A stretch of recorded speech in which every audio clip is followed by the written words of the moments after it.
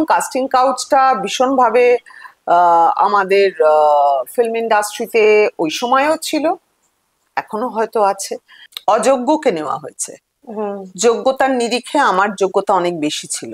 যখন আমি টেলিভিশনের টপ, তখন আমি রাতারাতি বিয়ে করেছি। সেটা যদি একটু শেয়ার করো, যে মানে কোন সময়টা ঠিক প্রবলেম হয়েছিল, যে কারণে তোমরা একটু সেপারেটেড ছিলে বা ছিলে।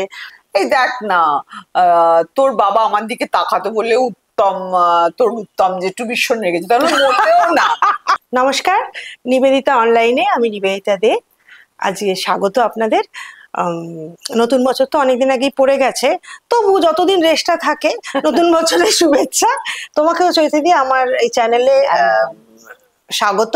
এবং তোমার কাছে এবং তোমার বাড়িতে, এত সুন্দর বাড়িতে আসতে পেরে, এবং আর বিউটিফুলি সাজানো, হ্যাঁ, এত কন্টেম্পোরারি সব ফার্নিচার, তার সঙ্গে পুরোনো দিনের ফার্নিচার মিলিয়ে মিশিয়ে এত সুন্দর সাজিয়েছো, আমার খুব ভালো লাগে। আমার রিনাদির কথা মনে পড়ে গেল। ও, এটা তো একটা বিরাট কমপ্লিমেন্ট আমাদের নতুন বছরে, দারুণ কমপ্লিমেন্ট। হ্যাঁ, তো আমার খুব ভালো লাগছে। আর আমরা আমি চৈতাদির সঙ্গে কথা বলবো, এবং এই কথার মধ্যে দিয়ে দেখবেন আপনাদেরও খুব ভালো লাগবে, কারণ চৈতাদির সঙ্গে মানে এখনকার কাজকর্ম যতটা, ততটাই অনেক পুরনো, মানে অনেক অনেক পুরনো দিনের। মানে আপনি তৃপ্ত মিত্রর কথা শুনতে পারবেন, শম্ভু মিত্র শুনতে পারবেন, সত্যজিৎ রায় শুনতে পাবেন, মানে আপনারা কি কি শুনতে পারবেন তারা ছোট প্রোমো দিয়ে দিলাম।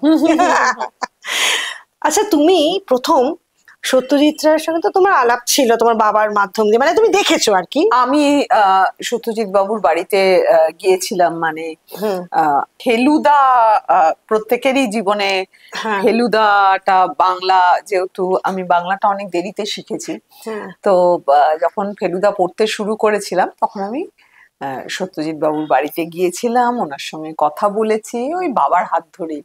কিন্তু আমি বাদশাহী আংটি যখন হয়েছে তখন আমি জন্মেছে কিনা আমার জানি না, কিন্তু বাদশাহী আংটি বইটি সত্যজিৎ বাবু, আমার ডাক নাম চৈতি, হ্যাঁ ভালো নাম তো চৈতালি, রিনা মানে রিনা কাকিমা, অপর্ণা সেন ওটা চৈতি নামটা পরমাতে দিয়ে দেওয়ার ফলে চৈতি। হ্যাঁ, সে কিছুদিন আগে রিনা কাকিমার সঙ্গে দেখা হলো, উনি তখন বলছিলেন, আমি সবাইকে ওটাই বলছিলাম যে তোরা সবাই চৈতি চিনিস আমাকে, বিকজ ওটা আমার ডাক নাম, কিন্তু রিনা কাকিমা ওটা পরম, যে আমি তো চৈতি জানি, চৈতালি নামটাই জীবনে প্রথম শুনলাম।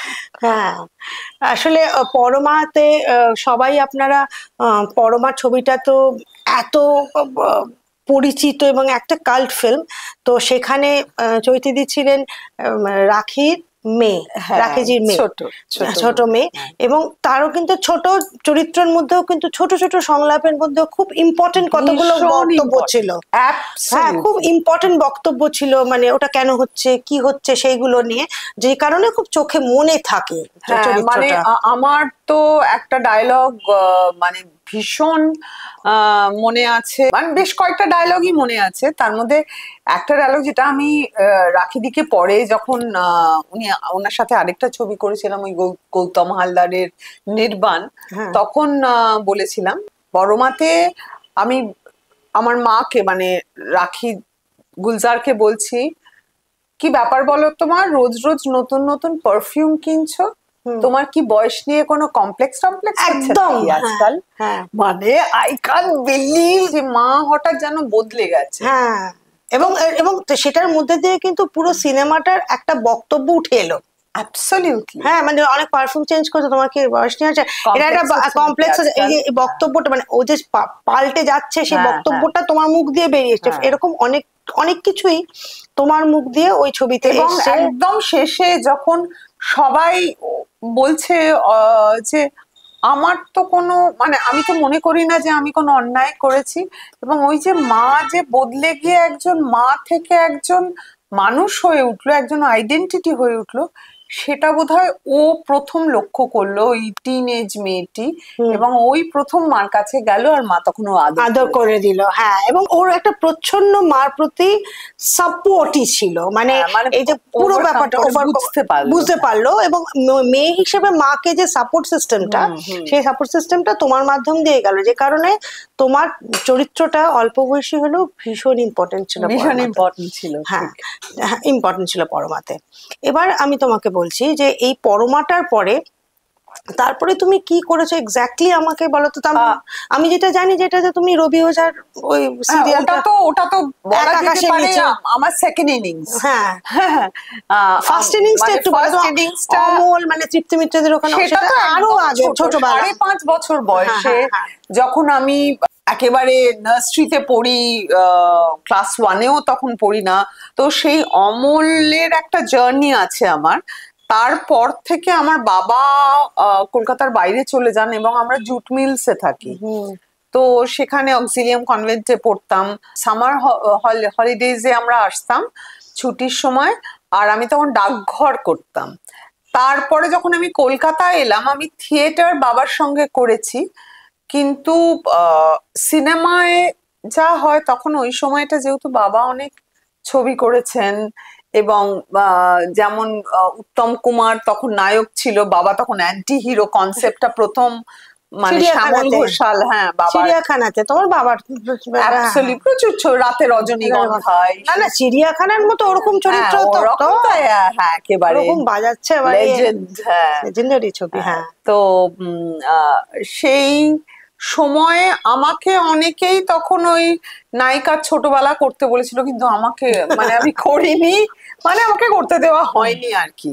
তখন আমার ওপর ছিল না, করতে দেওয়া হয়নি, আমি পড়াশোনা করতাম। আমি থিয়েটার করতে শুরু করি বাবার সাথে। আমার প্রথম ছবি হচ্ছে পরমা। যখন আমি স্কুলে পড়ি, একদিন আমার মনে আছে, আমরা আমাদের পড়াশোনা হয়ে গেছে, আমি একটা বার্থডে পার্টিতে যাচ্ছিলাম, তো মা আমাকে বলছে যে তুমি 6:30টার সময় যাও, 7:30টার মধ্যে চলে এসো।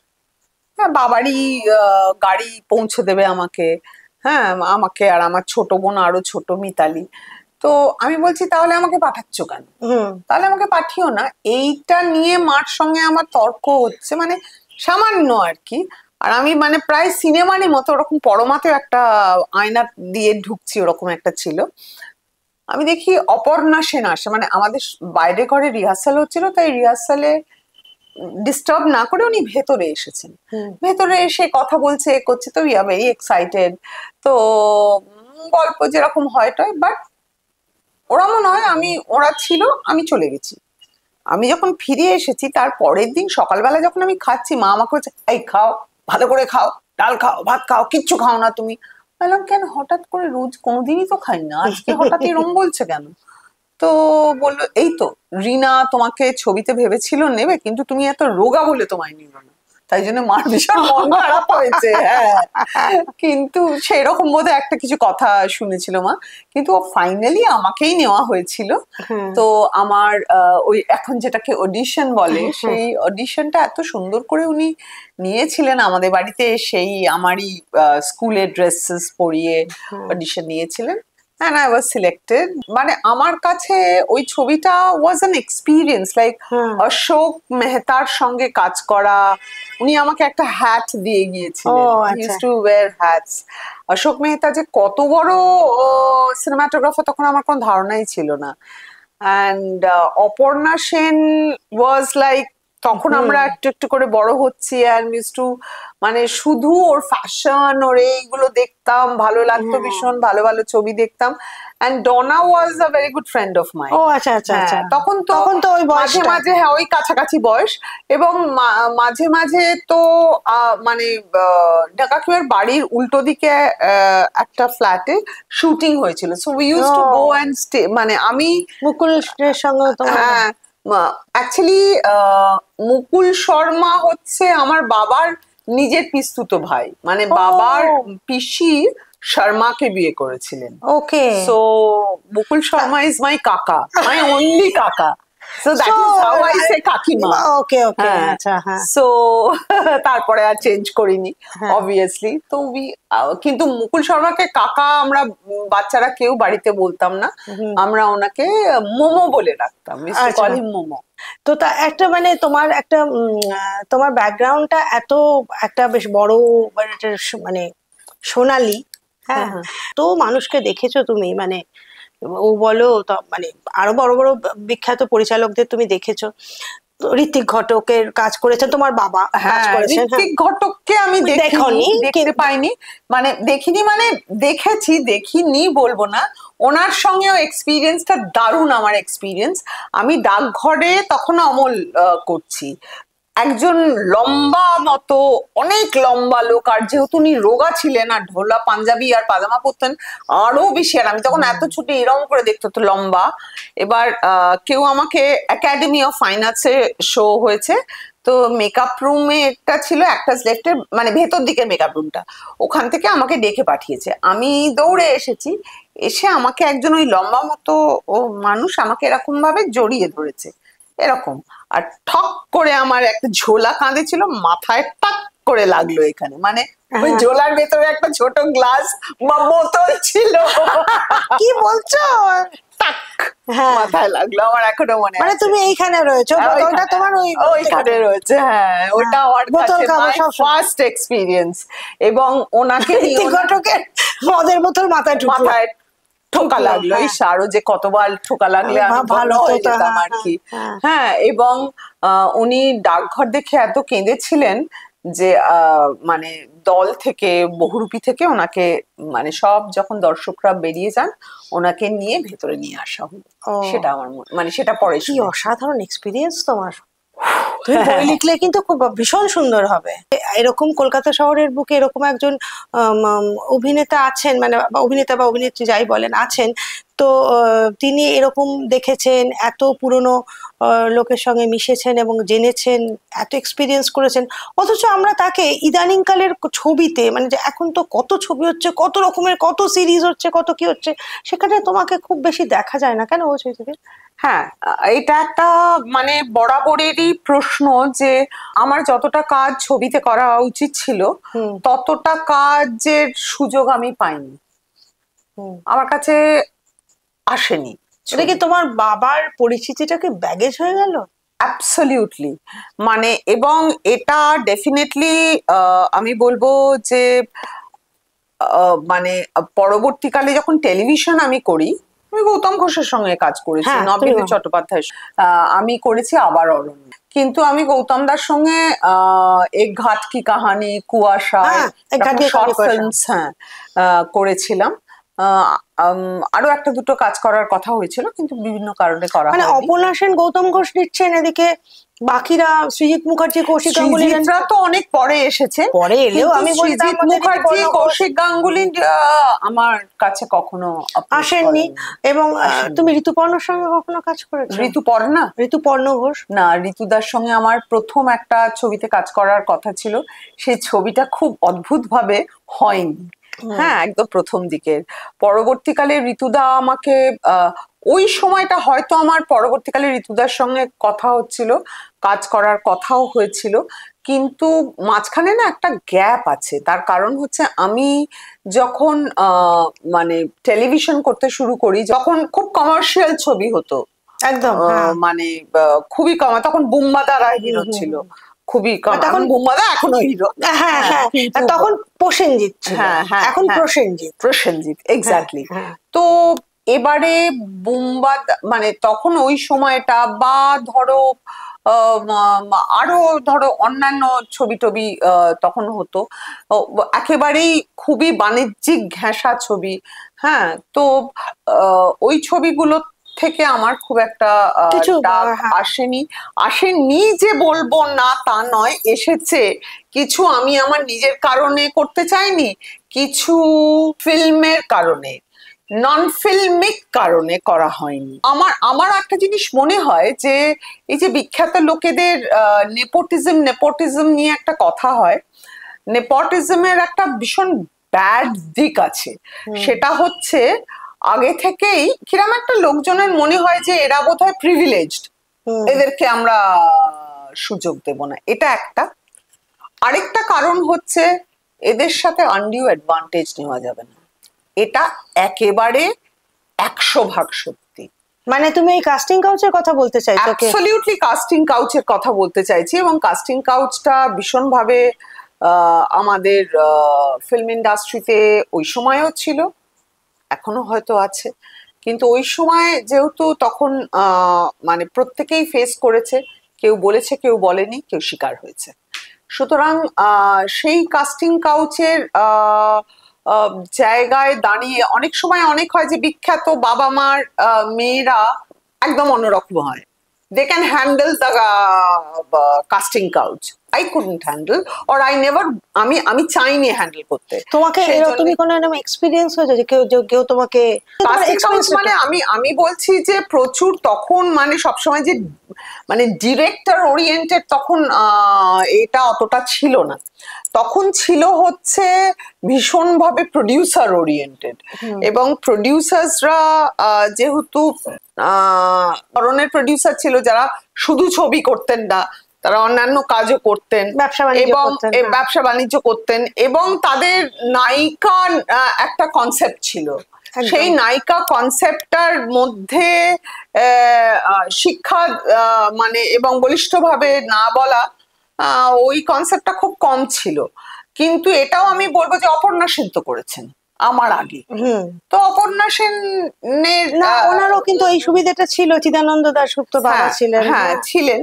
তো মানে ওনার কাছেও ওই অফার্স কিন্তু উনি না বলেছেন বা উনি হ্যান্ডেল করেছেন, এই সময় অত হয়তো ছিল না। আমাদের সময়টা ভীষণ একটা মানে খুবই ডিফিকাল্ট একটা প্যাচ, যে প্যাচটা কেউ কেউ হ্যান্ডেল করতে পেরেছে, কেউ কেউ পারেনি। মানে উত্তম কুমার পরবর্তী সময়টা, উত্তম কুমারের পরবর্তী, কারণ উত্তম কুমার নিজে ওখানে একটা উনি তো ইন্ডাস্ট্রি ছিলেন সেই সময়। না আমি তো উত্তম কুমারকে আমি দেখেছি, কিন্তু তার বাড়িতে এসেছেন, কিন্তু উত্তম কুমারকে উত্তম জেঠু, উত্তম কুমারের সময় তো আমি ছোট ছিলাম। হ্যাঁ, এবার তোমার যে ফেজটা এসছে তখন কিন্তু এইগুলো শুরু হয়ে গেছে, এগুলো অনেকটাই শুরু হয়ে গেছে। অনেক তুমি ফেস করেছো, সেটা তুমি একটু বলো, যেটা তুমি মানে আমার কাছে বিভিন্ন সময়ে ফোন আসতো, তখন ল্যান্ডলাইনে ফোন আসতো, আমাকে স্ক্রিপ্ট শোনানোর জন্য ডাকা হতো, কথা বলা হতো, এবং সবসময় আমি কারুর না কারুর সাথে যেতাম। এক একটা সময় বাবা কখনো যাননি, কিন্তু দু একটা জায়গায় আর কেউ ছিল না বলে আমার সঙ্গে আমার বাবাও এক দুবার গিয়েছিলেন, এবং ওরা বাবাকে ভীষণ শ্রদ্ধা করে কথা বলেছে, এই করেছে ওই করেছে, কিন্তু মানে ছবির সব ঠিক হয়ে গেছে, কিন্তু তারপরেও হয়। এবার তোমার জায়গায় যে নিয়েছে, যাকে নিয়েছে তার নাম আমি বলতে চাই না, বলতে হবে না, কিন্তু সেটা তুমি কি মানে তোমার কি মনে হয় সেটা ওইটা পেরিয়ে তাকে অযোগ্যকে নেওয়া হয়েছে? অযোগ্যকে নেওয়া হয়েছে। যোগ্যতার নিরিখে আমার যোগ্যতা অনেক বেশি ছিল। সে অভিনয়ের দিক থেকে বলা হোক, অভিনয় করতে চাই ইচ্ছে সেই দিক থেকে বলা হোক, এমনকি মানে সৌন্দর্যের দিক থেকে বলা হোক, সব দিক থেকে বেটার ছিল। তাহলে তোমাকে একটা বেশ বাজে মানে একটা খারাপ ফেজ একটা পেরোতে তো হয়েছে। আমার মনে হতো যে এই ধরনের ছবি করতে না পারলে হাউ উইল আই সাকসিড, মানে আমি এটাকে প্রফেশন হিসেবে কিভাবে নেব। ঠিক তখনই আমার কাছে টেলিভিশন তখন বুম শুরু হলো। টেলিভিশন বুম যখন শুরু হলো তখন টেলিভিশনে আমি গৌতম ঘোষের সঙ্গে কাজ করলাম। তারপরে আমি বাবির বাবা রণজিৎ, ও তখন বোধহয় ফিল্ম ইনস্টিটিউট থেকে বেশ কয়েক বছর হলো পাশ টাশ করে খুব ভালো একটি সিরিজ করছিল। মানে তোমার হাজবেন্ড? আমার হাজবেন্ড করছিল চেনা অচেনা, তেও আমি অনেকগুলো এপিসোড করলাম যেগুলো মানে মারাত্মক হিট। তারপরে আমি শুভা বলে একটি ছবি করেছিলাম শাওনলি মিত্রর ডিরেকশনে, যেটা মানে ফেস্টিভ্যালস মানে আমি রাস্তায় বেরোতে পারতাম না। আর মানে বাবা এই চেনা অচেনা করতে গিয়ে কি তোমার রণজিতের সঙ্গে আমার আলাপ হয়েছে? হ্যাঁ, সেটা একটু শুনবো। হ্যাঁ নিশ্চয়ই। তো ওই সময় রাজা সেন, তারপর মলয় ভট্টাচার্য, তারপর যারা যারা ছিলেন ওই সময়টা মানে দূরদর্শনের সময়টাতে আমি কিন্তু সবার সঙ্গে, আমি রজনী করেছি, হ্যাঁ সবার সঙ্গে আমি কাজ করেছি। তখন আর আমার ওই দুঃখটা ছিল না যে আমি ওই কমার্শিয়াল সোকল নায়িকা নাচছি গাইছি মিনিংলেস ছবি করছি না। একটা কি তোমার এই যে তোমার ইন্টেলেকচুয়াল দিকটার জন্য, মানে ধরো কমার্শিয়াল ছবি ধরো হরদা যখন করছেন, অঞ্জন চৌধুরী করছেন, এরা যখন করছে, সেই সময়টাই তো তোমার, ওই সময়টাতেই তোমার ছবি করার সময় ছিল আর কি। এক্স্যাক্টলি। হ্যাঁ, এবং যখন ওই ঋতু করছে, এরা করছে, ওরা ছবি করছে, তখন ওই সময়টা তোমার চরিত্রটা আমার কাছে সেই চরিত্রগুলো আসেনি। যখন মানে ইনফ্যাক্ট অনেকদিন বাদে আমি আর চুমকি একটা সিরিয়াল করছিলাম, মানে চুমকি চৌধুরী, ওর মতো ভালো মেয়ে হয় না, ভীষণ মানে অঞ্জন চৌধুরীর মেয়ে। হ্যাঁ, তো ও আমাকে বলছিল যে তুমি কত ভালো, কিন্তু তুমি কেন করলে না। আমি বললাম যে ওই চরিত্রগুলো তো ঠিক তোমার সঙ্গে সুটেবল, তোমার চরিত্রের সঙ্গে। কি কথা বললাম, তোমার কি আফসোস হয় যে ওই সময় ঠিক ওই ধরনের ছবিগুলো, মানে ধরো আজকে গৌতম ঘোষ, ঋতুপর্ণ ঘোষ, বা ধরো অরিনাদি, হ্যাঁ, এরা যদি বেশি বেশি করে বাংলার ছবি করতেন বা আমাকে নিতেন, তাহলে আমার হয়তো আরো অনেক কিছু ছবি করা হতো। কিন্তু আমি যখন টেলিভিশন করতে শুরু করি, তখন টেলিভিশন বুমটা এসে যায়, এবং টেলিভিশনে আমি খুব ভালো ভালো অনেকগুলো করেছো। আমি কিন্তু ওই সময়টাই রণজিতের সঙ্গে যেহেতু আমার ছবি হয়েছিল এবং রণজিতের সঙ্গে মানে কাজ হয়েছিল, এবং তখন তার কিছুদিনের মধ্যে, কত বছর আমি অনেক তাড়াতাড়ি ভীষণ তাড়াতাড়ি বিয়ে করেছি। হ্যাঁ, মানে ওই সময়টাও, এটাও আরেকটা কারণ যে মানে আমার হয়তো ছবি করা হলো না, তার কারণ হচ্ছে যে ওই সময়টা আমি বিয়েটাকে ভীষণ মানে প্রেম সম্পর্ক এগুলো, আমি তখন এত ছোট ছিলাম, ওইগুলোতে বেশি মাথা ঘামিয়ে ফেলেছিলাম। তখন আমি ওই প্রফেশনাল ওই এটা আজকালকার দিনের মতো ছিল না যে আরে ভাই এখন এগুলো করা উচিত না, আগে এটা করো। হ্যাঁ, আগে ছিল না। যখন আমি টেলিভিশনে টপ, তখন আমি রাতারাতি বিয়ে করেছি। বিয়ে করে কিন্তু আমি কাজ করিনি আর। এইটা তোমার একটা বড় গ্যাপ হয়ে গেছে।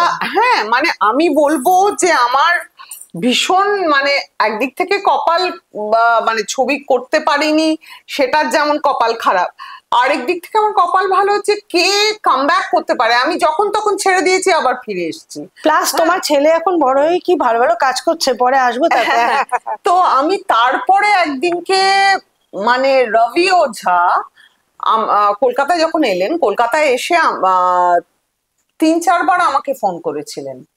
আমি তখন একবার বাইরে, একবার ছুটি কাটাতে গেছি, আর তখন মানে বাবির মানে এইটুকুন বাবি সারাক্ষণ সর্দি জ্বর, এই ওই রবি ওঝা শাশুড়ির মতো ছিলেন। তোমার ছেলে এত অসুস্থ হয় কেন, হ্যাঁ মানে এইসব বলতেন আমাকে। হ্যাঁ, তো আমার মনে আছে বারবার ওদের অফিস থেকে ফোন আসছে, তো আমি বলেছি সরি আমি যেতে পারবো না, বিকজ আমি বরাবর আমার সংসার, আমার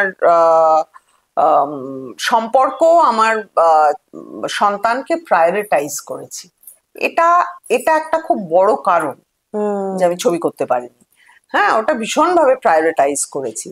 তো তারপরে যখন রবি আর মানে একদিনকে দেখি বাবির খুব জ্বর, রণজিৎ তো তখন বাইরে কাজ করতো, খুব বিবিসি টিবিসি অনেক কিছু করতো, তো তখন আমি দরজা খুলে রবি ওঝাকে তো চিনতামও না, তো বললো আমি রবি ওঝা, এই সেই করে।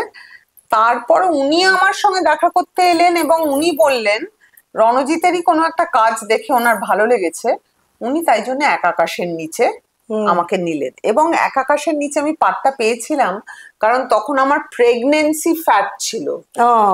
মায়ের চরিত্র তো করা যায় না, তা না হলে মানে কোনি কয়েক বছরের ছোট, তো মানে মার চরিত্র করা যায় না। তো আমি তখন, আমার ছেলে তখন একদম ছোট্ট, 14-15 বছর 20 বছরের মেয়ের মা করছি, লম্বা চুল ছিল, আর হ্যাঁ তখন একটা ফ্যাট ছিল আমার। তো আমাকে মানে বলে ডিরেক্টর তখন বলতেন বা অন্যরা বলতো যে তুই মানে একটু ভারী ছিলি বলে তাই জন্য পাটটা পেলি, তা না হলে পেতিস না। একটু তোমাকে একটা কথা বলি এখানে, ধরো লাবণী, হ্যাঁ লাবণী প্রসেনজিতের থেকে এত ছোট হয়ে প্রসেনজিতের মায়ের চরিত্রে প্রচুর অভিনয় করেছে, প্রচুর, এবং এটা বারবার প্রসেনজিৎ বলেন যে এই আমার মা বাবা যায়, মানে খুব খুব মজা করে এবং গর্ব করেই পড়ে, এবং লাবণীও খুব সেটাতে হ্যাপি হয়। তো তুমি যখন এক আকাশের নিচেতে মায়ের চরিত্র অভিনয় করলে, পরবর্তীকালে ফিল্মে আর কখনো মায়ের চরিত্রে তোমাকে বলেছে? আমার কখনো আমাকে বলেনি না, মায়ের চরিত্র, হিরোদের মায়ের চরিত্র আমাকে কখনো বলেনি। আই ডোন্ট থিঙ্ক সো আমাকে ওটা বলেছে। বোন বা বৌমা এইগুলো বলেছে, আমি ওইরকম ধরনের চরিত্র করতেও চাইনি। আর আমাকেও তখন যদি ওরকম ধরনের চরিত্র করতে বলতো আমি করতাম না, কারণ কমার্শিয়াল ছবি তে ভীষণ ভাবে কমার্শিয়াল ছবি কেন, মানে ক্যারিয়ারে ভীষণ স্ট্যাম্প করে দেয়। আজকে এক আকাশের নিচে কিন্তু ওটা নায়িকার চরিত্র ছিল, নায়িকার মেয়ে ছিল যে যার নাম ছিল পাখি। তোমার স্বস্তিকা মা, সেটা অন্য জিনিস। ওই নায়িকার আজকে মাধবী হচ্ছে প্রধান চরিত্র, প্রোটাগনিস্ট। হ্যাঁ, তো সেই জন্য ওটা সম্ভব হয়েছে, মানে আমার এবং আমাকে যে ইমেজটা দেখিয়েছে একটা ইয়াং মাদার, সেটা দেখিয়েছে। তো এবং পরবর্তীকালে আমি একই সঙ্গে ডাবল রোল করেছি, মানে যেমন এক আকাশের নিচে করেছি, তেমন প্রতিবিম্ব করেছি অভিজিৎ দাশগুপ্তর, মাও করেছি, এবং ভীষণ মডার্ন মেয়ে করেছি। মেয়ে হচ্ছে যিশুর গার্লফ্রেন্ড, আর মা হচ্ছে মানে ওই রজত গাঙ্গুলির সঙ্গে কাজ করছে, মানে তার সঙ্গে বিয়ে হওয়ার কথা ছিল, এরকম আর কি। তো আমি এরকম প্রচুর করেছি, এবং আমি সব সময় আমার ইমেজটা ভেঙেছি। এমনকি জামাই রাজাতেও আমাকে বলা হয়েছিল যে এটা একটা নেগেটিভ চরিত্র, কিন্তু তুমি যদি দেখো, তুমি দেখবে চরিত্রটা হচ্ছে একজন বড় লোকের স্টাইলিশ একজন বড় লোক, যে কিন্তু ভীষণ অদ্ভুত ভাবে একটু আদুরে, একটু ন্যাকা, বাট পার্সোনালিটি আছে, মানে ওই রকম, মানে it's not out and out negative. তো আমি অনেক ধরনের চরিত্র করেছি, জামাই রাজাও খুব হিট, লোকে খুব পছন্দ করেছে। তবে আমার মনে হয় আমাকে লোকে বোধহয়, এখানে বলি, তুমি যে সরে গেছো সংসার করতে গিয়ে, হ্যাঁ, এবং সেটাও তোমার দিক থেকে একটা ল্যাক করেছে ওই অভিনয়ের ব্যাপারটাতে। আর একটা ব্যাপার হচ্ছে, যতদূর আমি জানি, তোমার ফ্যামিলি লাইফেও একটা হাজবেন্ডের সঙ্গে বেশ কিছুদিনের জন্য একটা প্রবলেম, একটা প্রবলেম ওটা হয়েছে। আমি সেটা যদি একটু শেয়ার করো, যে মানে কোন সময়টা ঠিক প্রবলেম হয়েছিল, যে কারণে তোমরা একটু সেপারেটেড ছিলে বা ছিলে, যে কারণে তোমার ফিল্মের উপরও তো সেটার একটা ছাপ পড়েছে, সেটা যদি তুমি একটু। আসলে আমি না খুব মুক্ত পরিবারে মানুষ হয়েছি, যে পরিবার থেকে, মানে যে পরিবারে ছেলে মেয়ের কোনো তফাৎ ছিল না। এটা বলা খুব সোজা, কিন্তু এটা প্র্যাকটিস করা খুব শক্ত। হ্যাঁ, যেখানে মেয়েদের, আমি আমার বিয়ের আগে গ্যাস জ্বালাতে জানতাম না। এখন গ্যাস জ্বালাতে জানা বাচ্চা ছেলে মেয়েদের উচিত, তার কারণ হচ্ছে তারা একলা থাকে। কিন্তু আমার মা আমাকে কখনো বলেনি যে, মানে বাবা আমাকে কখনো বলেনি যে মানে বড় হতে গেলে তোমাকে এখন পড়াশোনাটা ভাই করুক, ঠিক আছে, তুমি তো পড়াশোনায় ভালোই, তুমি একটুখানি রান্না বান্নাও শেখো, শেখো না। আমি কিন্তু আমার নিজের বিকাশের জন্য, আমি নিজে আমার একটা পরিপূর্ণ মানুষ হওয়ার জন্য আমি সবকিছু শিখেছি। এবং সেই রকম একটা পরিবেশ থেকে এসে, যেখানে যে কোনো মানুষ, যারা আমাদের থিয়েটারের লোকজন ছিল, আমার বাড়িতে থিয়েটার হতো, যে কোনো ঘরের যে কোনো, আজকেও যেমন, মানে the whole house is yours, তোমরা যে কোনো জায়গায় যেতে পারো। ওই যে দেওয়াল বা ওই যে মানে এইখান থেকে এখানে ও যেতে পারবে বা পারবে না, এইগুলো আমি এটা দেখে গণ্ডিতে আমি খুব একটা মানুষ সেইটা আমার একটুখানি অসুবিধে হয়েছিল। মানে এটা বিয়ের পরে আমার শ্বশুর বাড়িতে, আমি তো প্রথম দিকে আমার বিয়ের পরে শ্বশুর বাড়িতেই ছিলাম। হ্যাঁ, সেখানে আমার মনে হয় যে, এটা কোথায় ছিল শ্বশুরবাড়িটা? Lake market. আচ্ছা আচ্ছা, এখনো আছে, ওখানে আছে। কে কে থাকতেন তোমরা তুমি বিয়ের পরে? আমরা 4 তলায় থাকতাম, আমি, আমার হাজবেন্ড আর বাবি। 3 তলায় আমার শাশুড়ি থাকতেন, 2 তলায় আত্মীয় স্বজনরা আরো। একটা অদ্ভুত নিয়মানুবর্তিতা ছিল, মানে রক্ষণশীল ছিল। রক্ষণশীল আমি বলবো না, আমি ওটাকে রক্ষণশীলতা বলি না, আমি ওটাকে বলি যে নিয়মানুবর্তিতা, যাতে বিকাশ না হয় বেশি। ও আচ্ছা। যাতে কোথাও একটা বদ্ধতা ছিল। আমি ওরকম পরিবেশে মানুষ হইনি বলে আমার প্রথম থেকে একটুখানি অসুবিধেই হতো। এবং বদ্ধতা মানে লাইক হোয়াট, মানে তুমি সকালবেলা উঠেই করতে হবে, ওই করতে হবে, এরকম কি কিছু? আমি তো আমার নিজের মতো করেই থাকতাম, অনেক নিয়ম ছিল, এটা ছোবে না, ওটা করবে না, এটা বুঝে গেছি, মানে আমি ওইটাই ছোঁয়াছুঁই, এটা ওটা এই সমস্ত ছিল। বা আমার বিয়ের আগে কেউ একজন বলেছিলেন যে আমার ছেলের জন্য কিচ্ছু করতে হবে না, শুধু এক গ্লাস, যখন ও গাছ থেকে ফিরবে তখন এক গ্লাস জল গড়িয়ে দিলেই হবে। তার মানে যে পুরুষ কাজ থেকে ফিরবে, নারী কিন্তু সবসময় বাড়িতে থাকবে এক গ্লাস জল গড়িয়ে দেওয়ার জন্য। মানে ওই সময় তো সে নারী তার নিজের কাজ করতে পারে। সো ইজ ইকুয়াল টু কি হলো, নারী বাড়িতে থাকবে, পুরুষ প্রোভাইডার। আমি এরকম ভাবে বড় হইনি, আমি ওরকম ভাবে বড় হইনি। আমার মনে হয় আমি খুব মানে মিসআন্ডারস্টুড,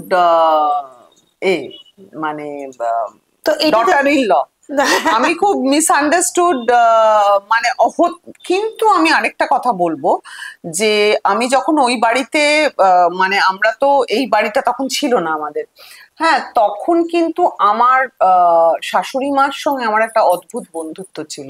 আমার শাশুড়ি মার সঙ্গে আমার একদম মানসিকতা আর কোথাও মিল ছিল না। উনি অনেক রক্ষণশীল ছিলেন, উনি অনেক এটা করতে না, খিটখিটে আমার সঙ্গে ছিলেন, ওটা ছবে না, এটা ছবে না, এটা এরকম করা উচিত, পছন্দ অপছন্দ, স্ট্রং, মুখের ওপর অনেক কথা বলে দেওয়া, যে কথাগুলো মানুষকে কষ্ট দেয়।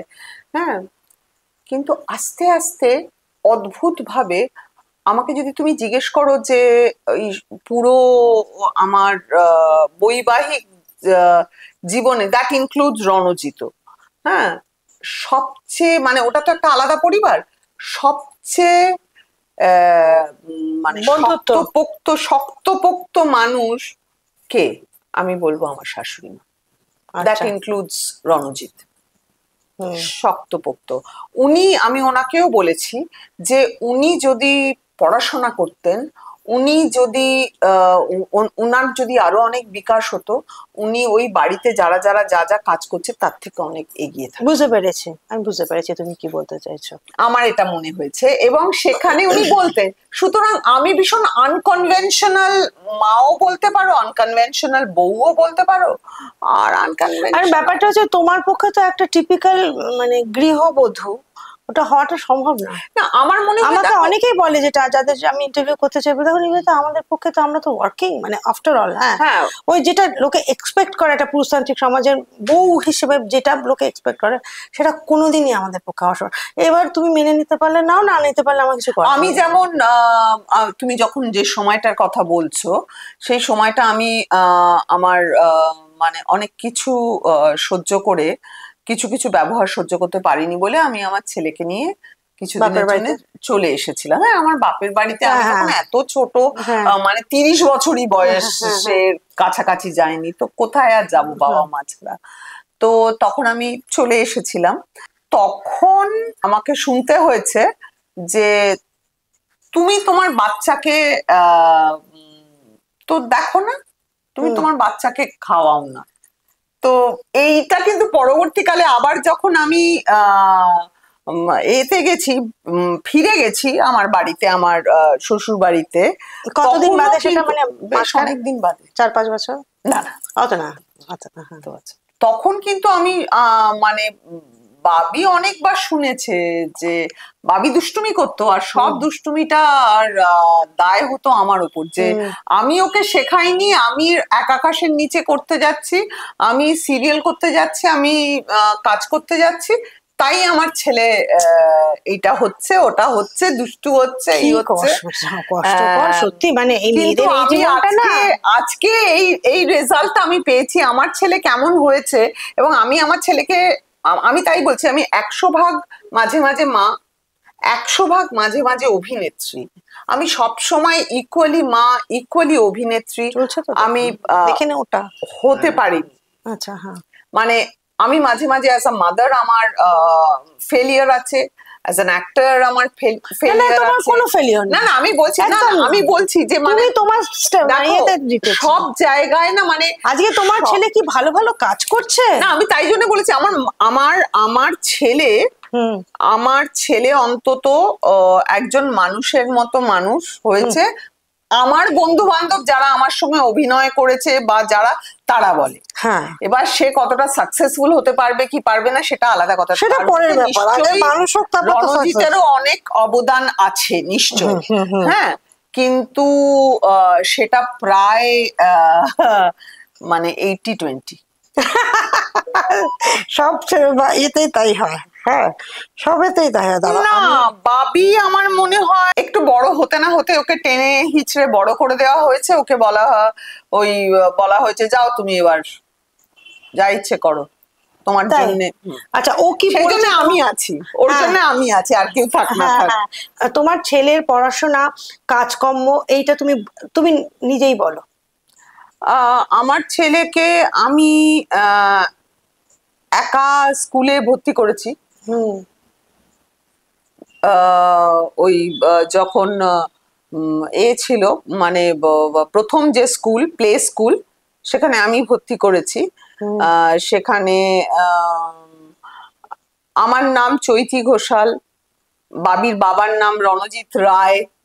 আর বাবিকে যখন জিজ্ঞেস করা হয়েছে যে তুমি হোয়াট ইজ ইয়োর নেম, বাবি বলেছে অমর্ত্য দাস। আমি না পাশে বসে, আর আমিও তখন ছোট, আমি তখন প্রেগনেন্সি কাট করেছিলাম, এত বড় চুল কেটে এইটুকু, তাতে দেখে আরো আমাকে মনে হচ্ছে না যে আমি আমার বাচ্চা। বলছে, আমি ভাবছি যে মানে বাবিকে মানে গল্লু টাইপের, আমি যে কি করছে অমর্ত্য দাস কেন বলছে। বলছে আমি চেঞ্জ করে দিয়েছি, ওর বন্ধুর না, ওর কোনো বন্ধু সে দাস ছিল, বলছে আমি চেঞ্জ করে দিয়েছি। ও ভীষণ দুষ্টু ছিল, ওই ছবিটা দেখলেই বুঝতে পারবে। ওই দেখো নিচে ওই একটা ছবি আছে এরকম করা, ওটা লেক মার্কেটে। এবারে বিষয়টা হচ্ছে যে হ্যাঁ, একলা একলা স্কুলে ভর্তি করেছিলাম, এবং ফিউচার ফাউন্ডেশনেও আমি প্রায় একলা গিয়েই ভর্তি করেছি ওকে।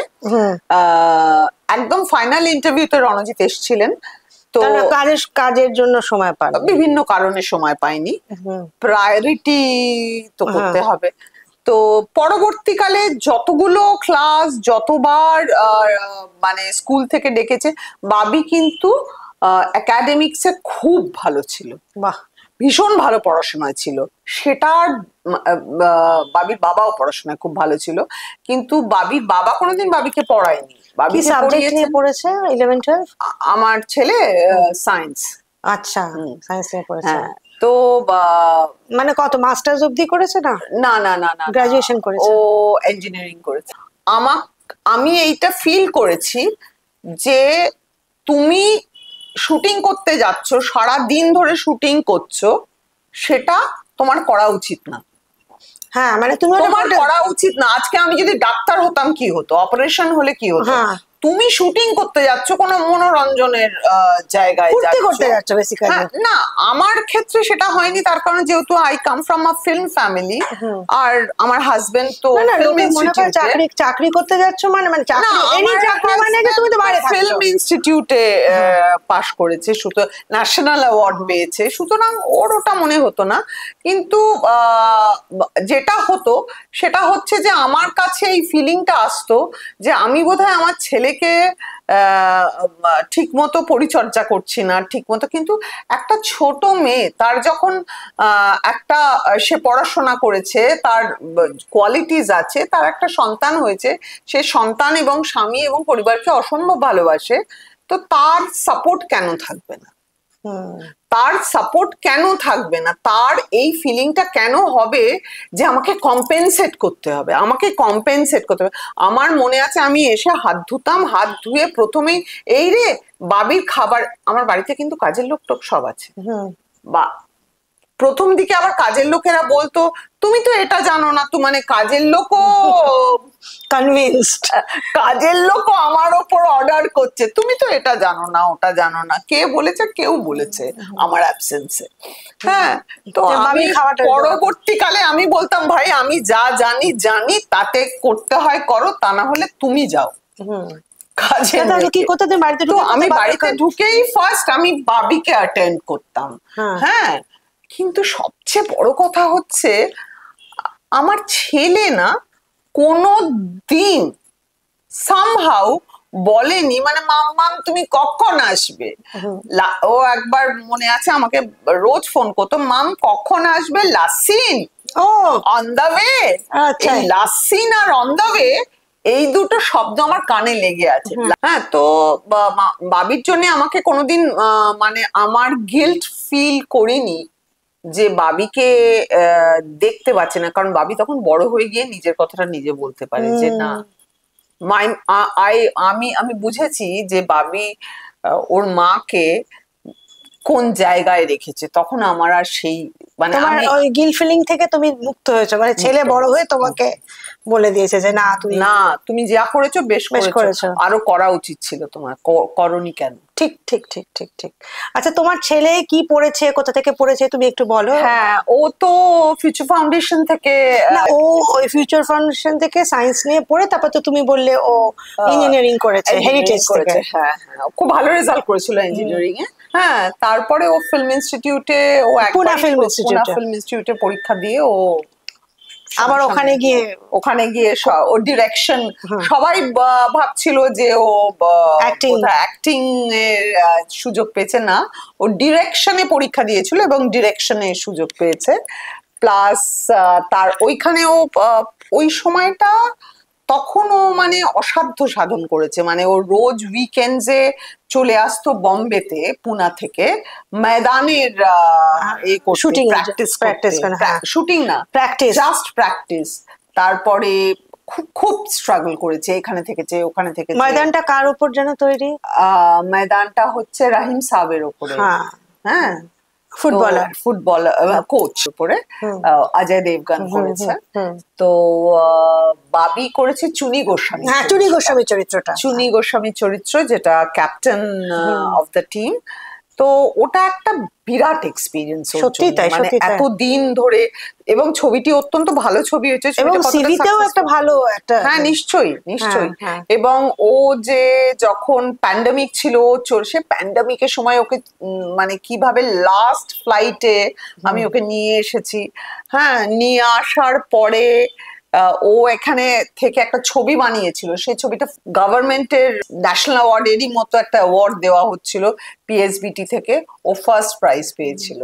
আমি প্রডিউস করেছিলাম ছবিটা, প্রোডাকশন কস্ট জিজ্ঞেস করো 15,000 টাকা। বাবি অ্যাওয়ার্ড পেয়েছে কত? 1 লাখ টাকা। বাহ, আমি মোস্ট সাকসেসফুল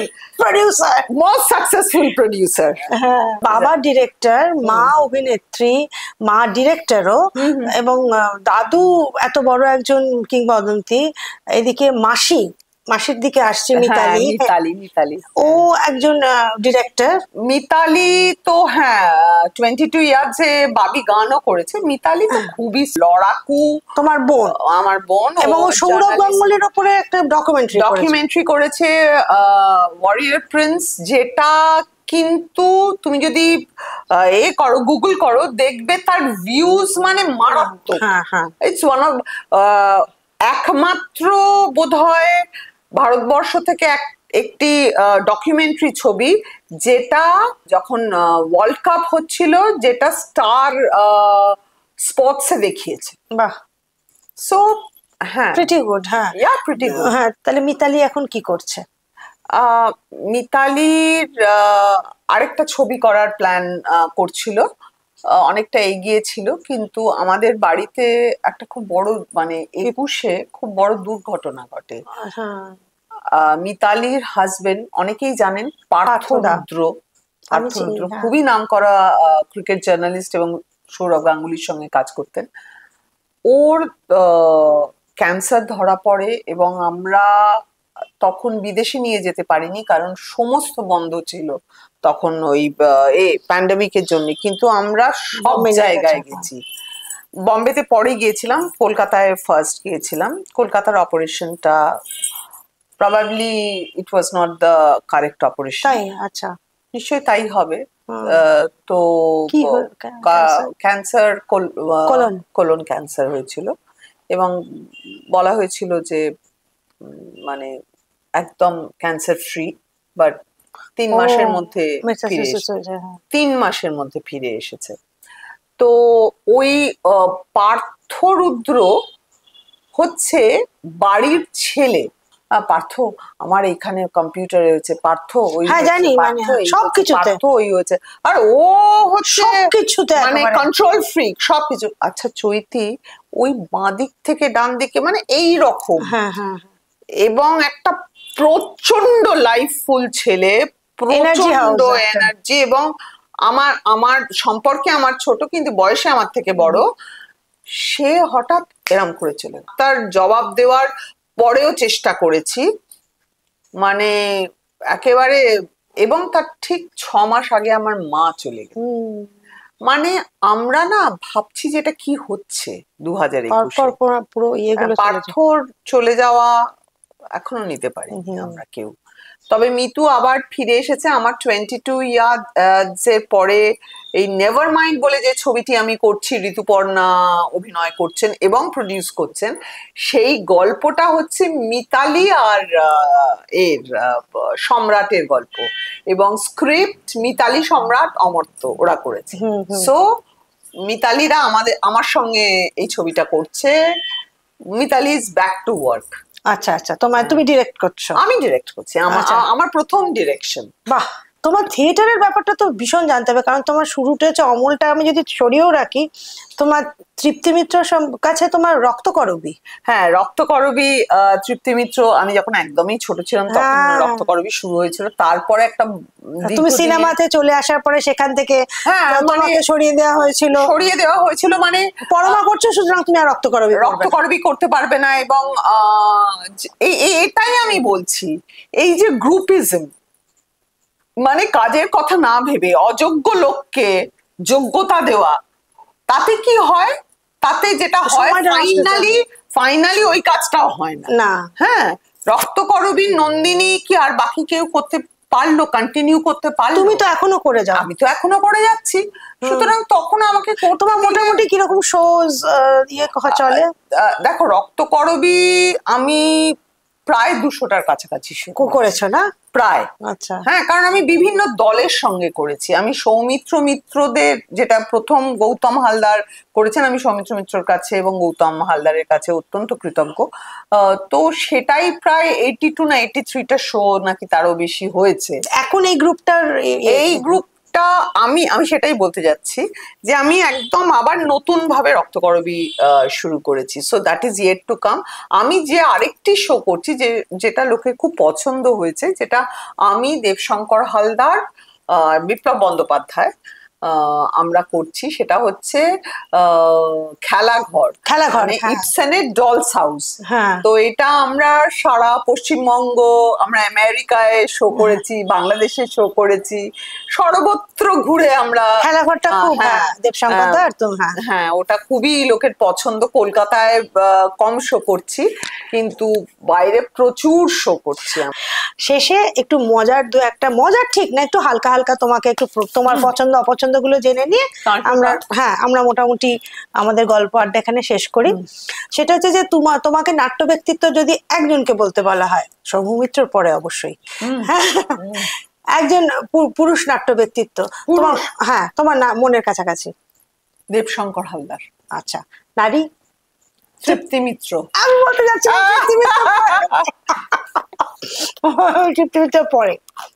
তৃপ্তি মিত্রর পরে কেয়া চক্রবর্তী। হ্যাঁ, এই অভিনেত্রী, বাংলা ছবির অভিনেত্রী 3 জন। বাংলা ছবির অভিনেত্রী মাধু আন্টি, মাধবী চক্রবর্তী, অপর্ণা সেন, মানে বিভিন্ন বিভিন্ন কারণে আর কি, ঋতুপর্ণা, এই 3 জন।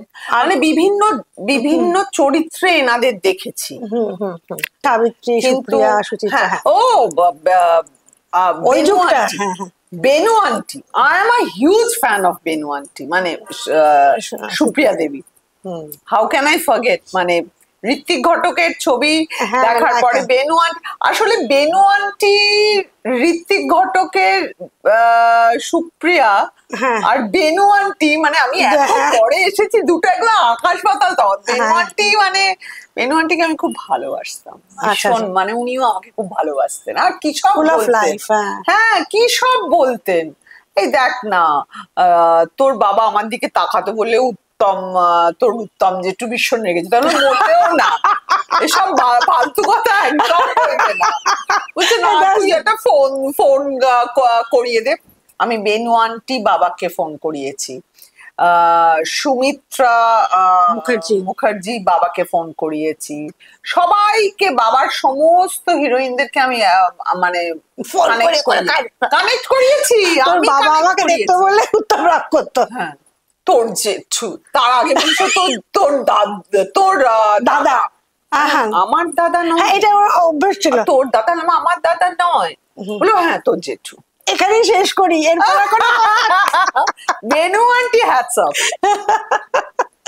আমরা তাহলে আজকে চৈতিদির সঙ্গে এই গল্পটা এখানে শেষ করছি, কিন্তু এত সুন্দর একটা মজার ঘটনা যে আমার মনে হচ্ছে আবার একদিন কোনোদিন এসে মজার মজার নানা রকম ঘটনা। নেভার মাইন্ড ছবিটার জন্য তুমি প্লিজ এসো, আমি এখন থেকেই তোমাকে বলে রাখছি, ঠিক আছে প্লিজ আমার, এবং রক্তকরবী যখন আমি করব তুমি আমাকে জানিও, নেক্সট আমাকে জানিও, নেক্সট তুমি প্লিজ এসো, এসে মানে থিয়েটারটা তোমার মাধ্যমে যদি সবার কাছে পৌঁছয় আমার খুব ভালোই লাগবে। হ্যাঁ নিশ্চয়ই, আর নন্দিনী তুমি করো সবাই এমনি জানে।